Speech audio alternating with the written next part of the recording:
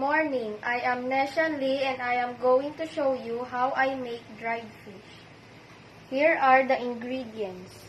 1 cup of salt, 3 cups of water, and fish.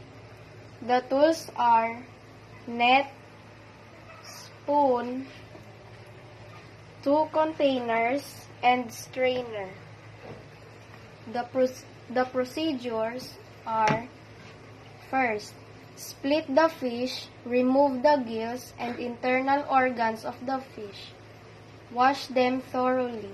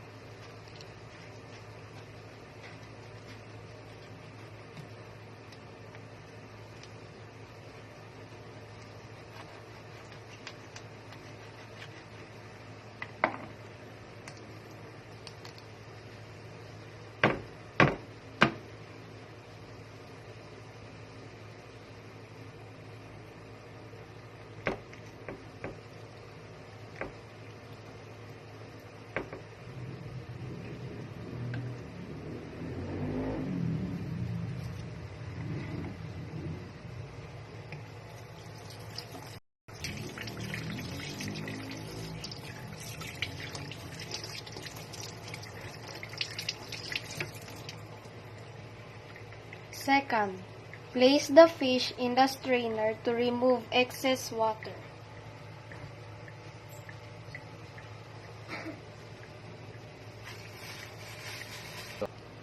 Third, prepare the brine solution. Use 1 cup of salt mixed in 3 cups of water.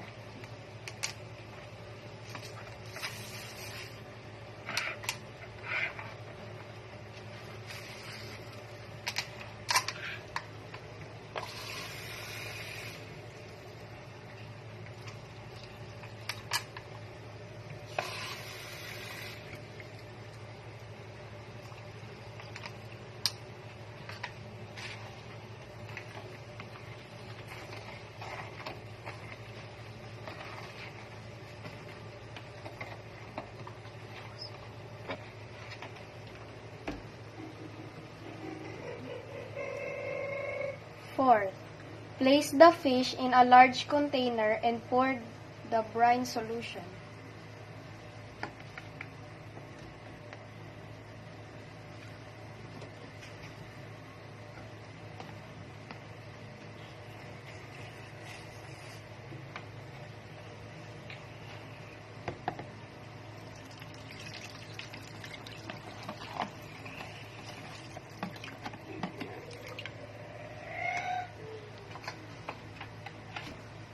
Fifth, cover the container.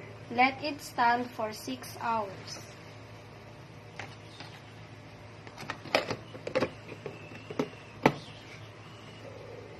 Sixth, drain the salted fish.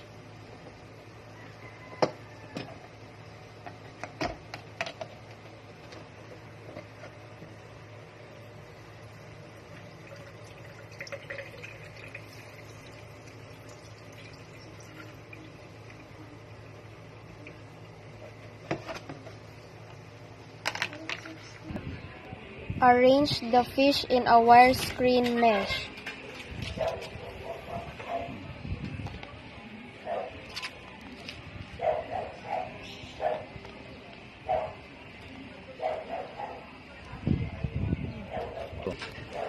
Dry under the sun for 2 to 3 days.